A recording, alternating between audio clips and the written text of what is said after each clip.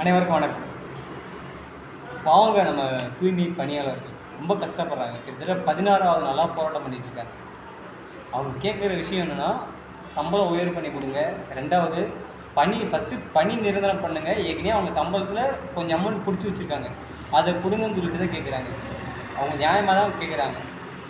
எவ்வளோ துறைக்கு அரசாங்கம் வந்து எவ்வளோ அதிகமாக நிதி கொடுத்துருக்காங்க. இதில் கலெக்டரோ இல்லை தாசில்தாரோ மனையாரோ இல்லை அடுத்தடுத்த பொறுப்பில் இருக்கவங்க ஆரை இல்லை அரசாங்கத்தை வேலை செய்கிற எவ்வளோ பொருட்கள் எவ்வளோ வேலைகளாக இருக்குது. ஆனால் அவங்க எந்த விதத்துலையுமே பாதிக்கப்படல. புரிதல் அவங்களாம் சொகுசாக இருக்காங்க. ஆனால் இதில் பாதிக்கப்படுறது யாருன்னா தூய்மை பணியாளர்கள் மட்டும் தான் பாதிக்கப்படுறாங்க.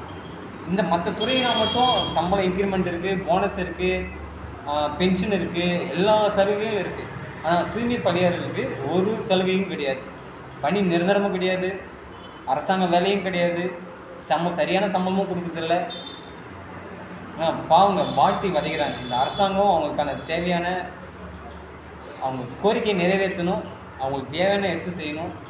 நம்ம நாட்டில் 2 துறை தாங்க, நம்ம நாட்டை பாதுகாக்கிறதுக்கு 2 துறை தான். ஒன்று இராணுவத்துறை, எல்லையில் மக்களை வந்து தீவிரவாதிங்க மற்ற நாட்டுக்கிட்ட இருந்து நம்ம நாட்டை காப்பாற்றுறாங்க. 2வது வந்து தூய்மை பணியாளர்கள். இவங்க இல்லைன்னா அந்த நாடே இல்லைன்னு அர்த்தம். ரோட்டையும் சரி மற்றவங்க வீட்டையும் சரி சுத்தமாக வச்சுக்கிறாங்க. மழை காலமாக இருக்கட்டும், வெயில் காலமாக இருக்கட்டும், சகதியாகட்டும், அவங்களுக்கு தேவையான உபகரணங்கள் கூட இருக்காது, க்ளவுஸ் கூட இருக்காது, பாதுகாப்பு கருவிகள் கூட இருக்காது. களத்தில் இறங்கி நின்று வேலை பார்க்குறாங்க.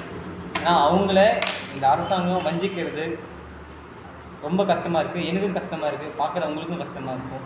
அவங்க கோரிக்கையை இந்த அரசாங்கம் நிறைவேற்றி கொடுக்கணும். நன்றி.